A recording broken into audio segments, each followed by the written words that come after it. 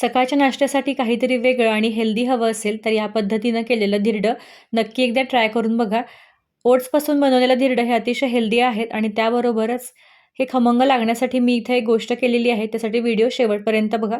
या इथे आपल्याला एका भांड्यामध्ये 1.5 वाटी ओट्स घ्यायचे आहेत आणि त्याच्या बरोबरीनं 1 वाटी रवा घ्यायचा आहे. बारीक रवा इथे घेतलेला आहे आणि 1 कप दही घ्यायचं आहे. थोडंसं आंबट दही इथे वापरलेलं आहे. आता हे मिश्रण पाण्यामध्ये कालवून घ्यायचं आहे, मिक्स करून घ्यायचं आहे आणि मीठ टाकून 10 ते 15 मिनिटासाठी भिजू द्यायचं आहे.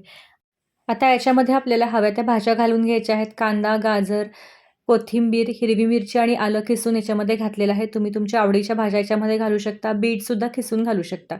आता हे सगळं मिक्स करून घ्यायचं आहे. पीठ भिजल्यामुळं छान असं घट्ट झालेलं आहे. तर अजून थोडं पाणी घालून याची कन्सिस्टन्सी आपण मीडियम ठेवायची आहे. खूप जास्त पातळही करायचं नाही आणि घट्टही ठेवायचं नाही.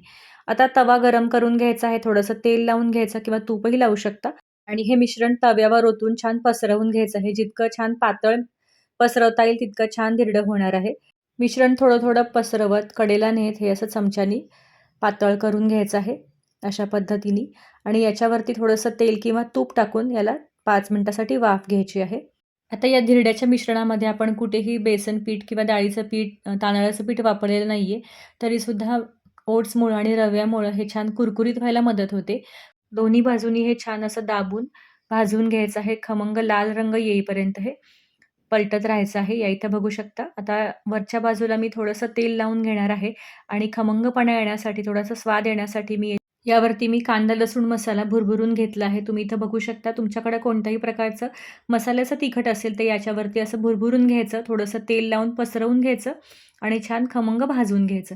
हे नुसतंच इतकं छान लागतं की याच्यासोबत कोणतीही चटणी किंवा सॉसची आवश्यकताच लागत नाही. अशा पद्धतीनं खमंग आणि कुरकुरीत आपला हा ओट्सचा डोसा तयार झालेला आहे. तुम्ही इथं बघू शकता. रेसिपी आवडली असेल तर लाईक करा, शेअर करा. धन्यवाद.